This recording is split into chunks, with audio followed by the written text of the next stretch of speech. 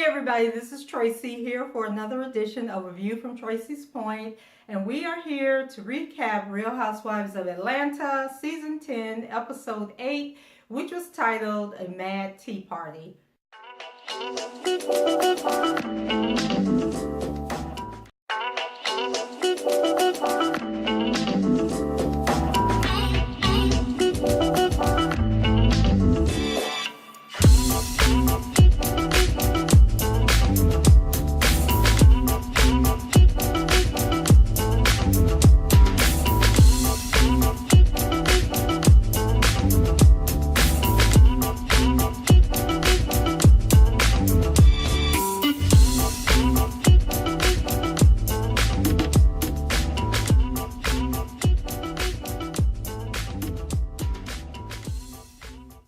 So the show was pretty much about Kenya. She wanted to do this public service announcement dealing with domestic violence. And you guys, I said last season how I felt about Kenya, not even Kenya, but any of these women on the show trying to educate the public about domestic violence when you take into consideration how they treat each other, how they bully each other, and the fact that there has been physical violence amongst the women on the show. So I find it a little bit hypocritical that this is an issue that they want to take on.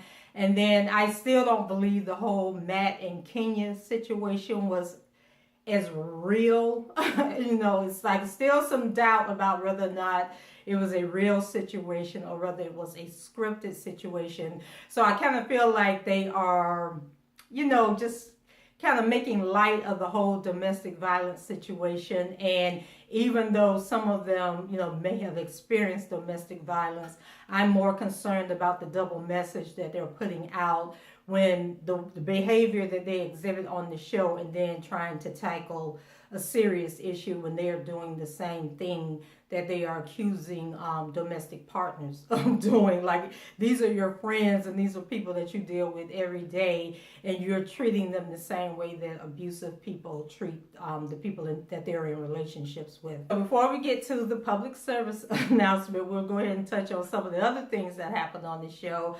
So let's start with Kandi. So the old lady gang done pulled Todd and Kandi in for some talk about the way things are going on over there at that OLG restaurant. They're not happy with what they're seeing, and they need for Todd and Kandi to get together and fix it because this is their name and their reputation out there. So Mama Joyce, she was the ringleader. She was the voice of the group, and the other two, Aunt Nora and Aunt Bertha, they were in the amen choir. So basically, they are unhappy with the way, they said something about the way the hostess or where the hostess and the people are taking orders. They don't like the setup and they want it to be laid out a little different because they're saying that wherever the hostess is standing at, that it's too crowded and it just doesn't look professional.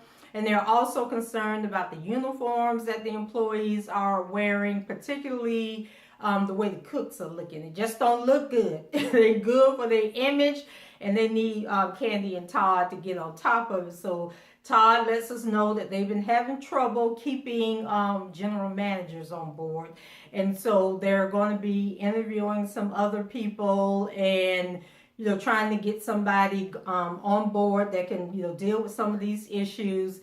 And so we got a sneak peek into later on in the show when Kandi and Todd and Don Juan were conducting interviews. So there was one guy in particular, and his name was Aaron. And Aaron came prepared because Aaron told them that he had been checking out the reviews online about the restaurant. And, what he sees is that it's a sign that things need to be improved and they could be doing things a little bit differently. And he says that the employees seem great, but need to go above and beyond in the way that they're treating the guests.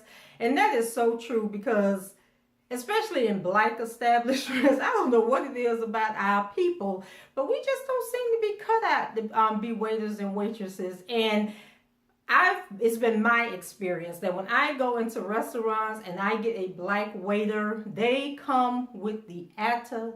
attitude. Like they done already made up in their mind this gonna be a bad experience. They not gonna get a good tip, and they just gonna treat, you know, me and my guests any kind of way. So that's the one extreme. And then the other extreme is when they come over with that sister girl, sister boy attitude, like we know each other and we friends, and that they can just talk to me like they talking to somebody out on the streets, and it's all kiki and gaga. And it's like, no, I'm a customer. Treat me like a customer. Be nice, be professional, and be timely. And bring me my check before I take the last bite of my food, because people that go out with me will tell you nothing pisses me off at the restaurant experience than having finished my meal and have to wait 20 to 30 minutes for them to bring the check. Like I might sit there for another hour running my mouth, holding up your table where you can't earn extra tips, but dang it, don't have me sitting there waiting on that check, because that just really annoys me. But anyway, Todd was impressed with Aaron, and he's all ready to hire Aaron. But Kandi and Don Juan, they were a little more reserved, and Don Juan was like, you know, don't just be hiring somebody because you need somebody. You know, that's how we got in trouble with the last people. You know, let's make sure this guy, you know, is up on board and that he can really do what he says. But I think at the end of the day, they came to the consensus that they won't know what he can do until he's actually in the job doing it. And plus you need to check them references and check his work history. And I mean, like if he been changing jobs like every 6 months, he probably ain't the person for you. But if he has some longevity in the service industry, then yeah, go ahead and give him a chance. So then later on, Kandi goes to visit Sheree, and so she wants to talk to her and get an update about, you know, did she finally talk to the kids about her relationship with Bob and the alleged domestic violence that took place. And Sheree lets her know that she did talk to the kids, and, you know, things went better than she expected. And then they ended up talking about Kenya's PSA. And Sheree says that, you know, she's a bit frustrated because Kenya still won't communicate with her and keep her in the know about everything, even though, you know, they're both supposed to be these advocates for domestic violence. And she had offered to help Kenya with the public service announcement. She's kind of feeling that Kenya, you know, wants to be in control of everything because it's her project. And so then Kandi, you know, felt that this was the perfect opportunity to let Sheree know that Nene is out there spreading the tea about her prison bae. And she says that Nene referred to him as a con artist. So Sheree throws some little shade of her own by bringing up the fact that Nene, the last person that need to be talking about somebody having a criminal past and being a con artist, because both Nene and Greg have their own set of mugshots. So yeah, I forgot.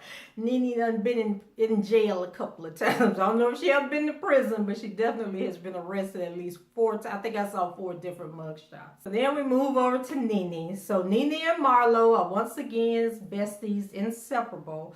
And so I don't know if they're really, really that close, if they ever weren't close, or is it the fact that Nene now has to be friends with Marlo because Cynthia is all up Kenya's behind, so she can't, you know, have that relationship going on.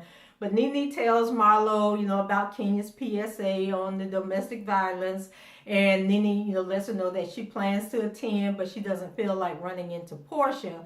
So then Marlo says that, you know, she really feels that Nene and Portia need to sit down and talk things out again. You know, that it just don't make no sense for them to be carrying on the way they do. And then if the ladies are going to be hanging out together, it just makes a bad situation for everybody else. So she decides that maybe they should have a tea party. So this fool sends out an invitation about, you know, they having tea at the Hamptons, the Hamptons at the Hamptons, or something like that, she said. So Nene, you know, she really feels like Portia, you know, has not been grateful, you know, for all things that she's done for her, yada, yada, yada. We done heard it for the last 8 episodes. So despite all of that, Nene says that she'll go along with the whole tea party, and that, you know, she'll put her best effort forward. So Marlo calls Portia, you know, to invite her to the party, and Portia agrees. But then Portia asks her who all was coming, and Marlo lets her know that it'll just be her, Nene, and Cynthia at the party. So the night of the afternoon of the tea, Cynthia's the first to arrive to the Hamptons, and so it's her first time seeing Marlo's place. So of course, she's checking it out and giving her a little critique. So Cynthia's optimistic that Portia and Nene can kiss and make up, but I guess it's good somebody is optimistic, because the rest of us out here in the real world, we are not optimistic at all. So Nene was the last one to arrive, and she actually came in friendly and gave Portia a hug like she really was going to give it a try. But then in her confessional, she says that she hopes that Portia takes responsibility for her actions. So right there, we know this is about to go left. So Marlo thanks them for coming and says that, she wishes the energy that they have now can be, the energy that they always have between them. And Cynthia says that she thinks that they can at least get along and coexist peacefully. So Portia says that, she doesn't know why things get so ugly when they attempt to hash things out. And she really appreciated the close friendship that they once had. But Nene says that Portia wouldn't return her phone calls and text messages, and it calls her to question if they really had a real friendship. So Portia was like, girl, I didn't return 2 of your text messages. Like, why are you trying to make it seem like this whole big ordeal where you was texting me all day and all night and I was just ignoring you? But of course, Nene says that was not the case, and it was more to it than Portia, is letting on that it was. So at this point, Nene gets annoyed that Portia seems to feel like, she's the one that's overreacting, but Nene doesn't think she's overreacting. And then, she starts to act really immature and spoiled and starts to shut down and, just being childish and immature. So, Portia's like, you know what? You sitting there acting like you don't even care, like you don't even want to try and mend the relationship, and I'm tired of trying. I got better things to do with my time. And so she, said that Nene was running the opportunity, and Nene said that, she was okay. They ain't never got to be friends again. And I'm sitting there like, well, why did we have to go through all this? Why didn't you just tell Marlo, I don't want to be Portia's friend no more, and let it go. Let's not bring this up anymore. So then there was a brief scene with Cynthia and Noel is trying to figure out when she's going to get to meet Mr. Will, since every time his name come up, her mama get the blushing and carrying on like she's 16 years old. And so Cynthia just really acted like a teenager, in love for the first time. So while they were talking, she got a call from, it's the guy named Will. She got a call from Will, and then Will was like, oh, you spend time with your daughter, I'll call you back later. So Cynthia basically feels like the way Kandi and Todd gave that man a rundown, that she ain't ready to introduce him to Noel, because Noel might do him the same way. And then there was another brief scene with Portia and Ricky Smiley, and the thought of them two even considering dating as an option makes me want to throw up. So we just gonna run past that. Like, we all hope that was just, they had some filler time on the episode, so they decided to make them act out that scene, but we really don't need that to happen. And if you guys watch the Queen's Court, their little Facebook Live show, when they talk about Portia and Ricky Smiley, and how Ricky Smiley is really Miss Bernice. It's really a woman acting like a man and not a man acting like a woman. So Portia, please don't do this to us, and don't do it to yourself. So now over to Miss Kenya and her little public service announcement commercial that she was doing. So of course, she's really excited about the project, and she has everybody together. But like I mentioned earlier, she was really treating, I couldn't figure out what the whole situation was with her and Sheree, but I'm thinking that Kenya is feeling some kind of way because Sheree was asked to be an advocate by the National Domestic Violence Coalition, and she was not asked to do it. So I think there might be a little jealousy there, but she's trying to play it off. And I think when her and Sheree met earlier in the episode, and Sheree, told her she wanted to be a pivotal part of it and everything, and Kenya told her, oh, well, you could be my intern. And I'm just like, really, Kenya?